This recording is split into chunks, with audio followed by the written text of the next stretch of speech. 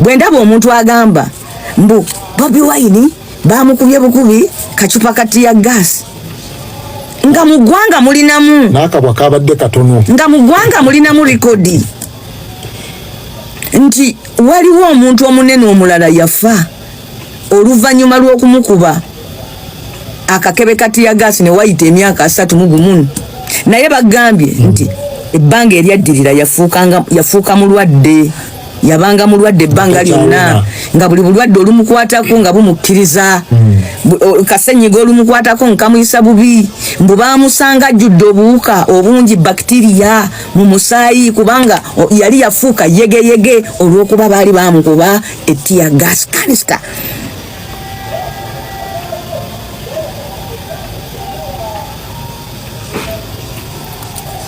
Bino byenjogera si byambu byaddala byaliwo nga ffenna tulaba gwe nange ssebo n'ennyabo.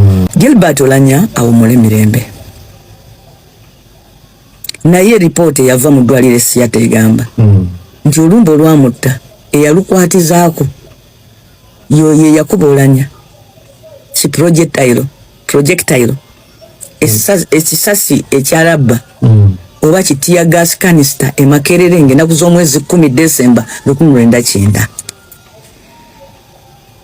Bwe muba mu nsi nga mulina speaker wa parliament mulamba nga yafa, reporter n'esoma nti olumbe lwava kuba bamukuba mu kwekalakaasa nti poliisi yamukuba mu kwekalakaasa okw'emirembe okw'abayizi poliisi n'emukuba nti naye emyaka 21 ejaddako n'afa.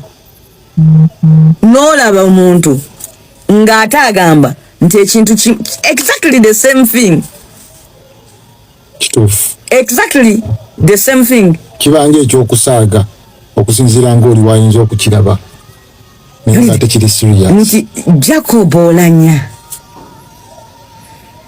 lipoota y'okufa kwe eyaweerezebwa eddwaliro lya Seattle eyasoma omukyala Dr. John Ruth Aceng era esobola okusangibwa obulungi ku Hansard ya Parliament eraga nti mu bufunze nti abakuba Oulanyah akakebe kati ya gas emakerere ng'ennaku z'omwezi 10 1999 be bamutta. Tulina okuva mansonyisonyi, Abaganda tulina nnyo amansonyisonyi. Bino mbu Bobi Wine avudde mu ddwaliro addeyo bamujjanjabira waka. Ab'eddwaliro babadde bakyayagala omujjanjaba. Omusawo agambye nti omulwadde ono nkyayagala omumonitoringa gwe n'omugjawo. Nalabye wano abasibe abagamba mukakati twamulabye bamutaddeko byuma by'amagi bya mutima. Nugamba talina kyamanyi ku bya busawo naye yeeyogeza. Aba basawo be mulaba ab'ensambi eddwaliro lyabwe lirina name to keep to protect. Bamanyi nti mu nsi yonna waliwo ababalaba. Ddwaliro lya Kereziya omuntu omuteekako ezo monitors, they are monitors. Naye olw'okuba bo malwaliro bagendayo nga bamaze kuba bubi nnyo agamba kitaata wange bwe babimuteekako yali ali bubi nnyo kakati lwaki ono atannazirika babimuteekako kubanga ye kitaawe yagenda aweddeyo. Those are monitors. Baba bakumonitoringa oxygen levels mu mubiri ziri zitya, pressure eri etya. Tekitegeeza nti oli bubi naye biyamba okubalaga nti oxygen ali bulungi, temperature eri bulungi, pressure eri bulungi, omutima speed y'omutima yeyo, movement y'omusayi yeyo. Okiraba kakati those are monitors. Naye n'osanga omuntu ng'ali mu Stenson naye atayagala bamulabeko oluusi ng'atudde na ku TV oba ku radio oba ku ki naye ng'ayogera mukakati olaba bamutaddeko ebyuma ebyabalwadde b'omutima tebalina kye bamanyi. They are monitors. Abasawo bagambye ono asigale wano tumumonitoringe wano kye bategeeza tusigale nga tumutunuulira tulabe oba teyeeyongera kuba bubi. Tusobola omugamba gendeeka mpozi ekintu kye bamukubye kimunuunamu oxygen. Kakati kye bava bamuteekako monitors. Tujja kwetaaga okwongera okugamba abantu baffe nti twongera okusabira pulezidenti waffe ate n'okumuwa amaanyi.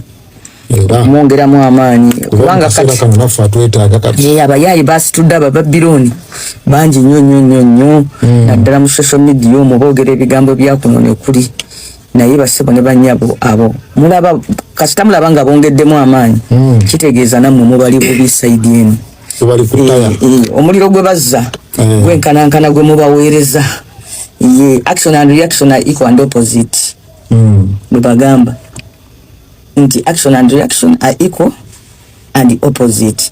Nolwekyo kyoteekamu nekyojjamu byenkanankana ate buli kimu kikola kiwakanya kinnaakyo. Norecho ebyo byomulaba goloza lwaki mu Uganda mulimu ebibiina by'obufuzi 40 lwaki teboogera ku balala lwaki boogera kubanga naye amaanyi gataddemu nabo bagalabera bagawulira tebakulimba nti tebakola ki tebawulira tebakulimba nti tebawulira bagawulira kyova olabanga balajana ne bakola ebyo ne boogera ebikwate kati ffe twabafiisa tetubalaba beeriko bokka bingi ku byeboogera twakkiriza bajja kumanyira eyo nti tebitulya ebyo bingi byeboogera tebitulya ebyo tebijja kutujja kuki mulamwa nkugambye leero luno nkugambye leero luno munatuwulira leero luno nkugambye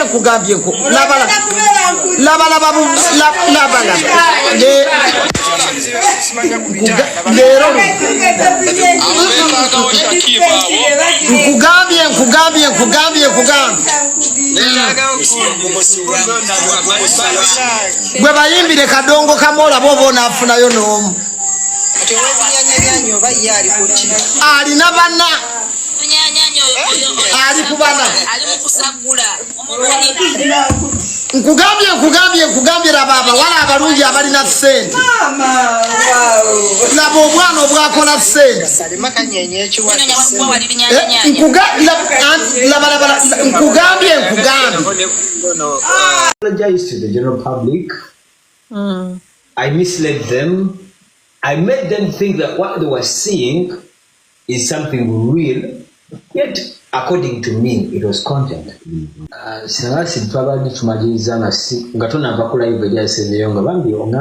apologize to the general public. Nasanze obuzibu obw'amaanyi okwetondera public. Lwaki wasanze obuzibu okwetondera public ate nga mu bigambo by'omwafera public?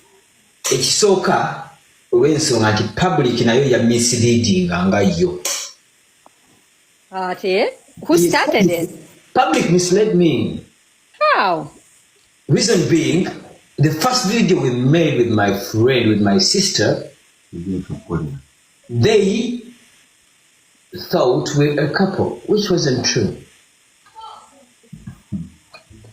Kati Derek kyogamba public ekwetondere yakukozesa ensobi. Public nayo bwembanga ndi wakwetondere public n'okunezanya obulaba. Public yetondere Derek yamusibako ebigambo byemba amatu g'embuzi ebitwekeke ate n'emalirizanga emuvumidde ebintu by'ataabasuubizaayo. Wadde okubyetema ati bamuvumira n'abamuvuma tabasuubizangako mukazi tabagambangako nti gundi mwagala tasayingangako wantu wonna. I want me and you to have a friendly debate. Richie, ina ekibuuzo kiri kimu. Bwe nakugambe gwe sirika gwa bagenda kuvuma ncha. Yes, baby Fred. Me, I'm going to be on Derek's side. Derek, he didn't do anything wrong. He helped a poor woman. She wanted to come to Europe. The woman who was making good. Yakola bino ebiguni ebyokuzanya katemba mukumuleta. I asked Derek and he actually accepted and said, in the beginning, until when this was over, he misled the public into something that was not real and kept playing along, into this is a couple, all right? If it was only content, you need to apologize to the public because you duped their emotions and feelings, and they liked you and that girl as if you were a couple, and you inspired many people as a couple, yet it was what we call, when it comes to law, it's Linda, law and English, it is called obtaining whatever it was by false pretense. Mama wange jali mulamu ngayira katonda mu ggulu. Richie mama wange gyali mulamu ndayira mu mazima ga Katonda mugulu mama wange gyali mulamu ye muntu ku nseno gwensinga okwagala bwemba nali nnywegeddeko omwana oyo ne mukiraba Mukama Katonda mbadde nsaba olunaku lwalira twale mama Richie inze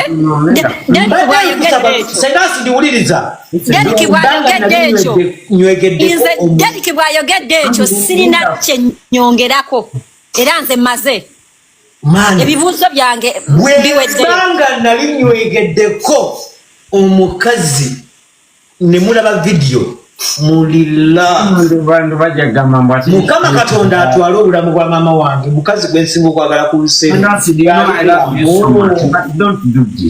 olaba ekyamazima nze bino ebintu saagala byogerako nababulidde ensonga ku Facebook live omwana oyo bambi yaŋŋaana okumwogerako kimuluma simanyi ensonga lwaki gyawa but tayagala erinnya eryo mbe nga mwogerako nze nga Derek kino bayinza obutakyogera naye amazima ga Katonda mu ggulu omwana oyo kati nzaabuuza lwakeera ku makyawuliriza ebigambo bino nze kati abuuza wamukuba kisi oba tiwamukuba kisi tekibangawo nkugambye it has never happened emimwa egyo tegisinkanangako gijje bro Richie obuuziza ate nkuddamu for the first kubanga basinga bajja kuteekawo embeera nange nabadde abarekodinga nabuuza okusinza ku kyayogedde emimwajo gyali gisinkanyeeko ejya muna Richie katankubulya ekintu kino nga nkuddamu ansayo nasisinkana omwana oyo omwaka gwali 2 lindako anti nkubuulira gwali 2 abaana abatukola oyinza okuva 2 tulina tuli mu 2 gyemyaka 4 wabeeyo aleeta vidiyo nga munywegera Mukama Katonda andaba saawa ena jatwala mama wange gwensinga okwagala mu nsi eno temubeerangako mwenna emimwa nkugambye namusisinkana 2 essimu 2 ng'olina mukazi wo ngenda ogirire mukazi wo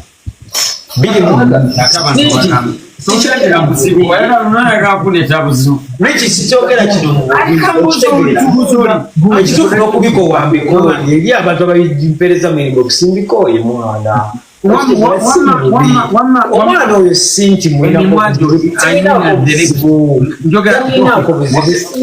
tabyagala naye lwakita nina omwana ow'amabina ali bwati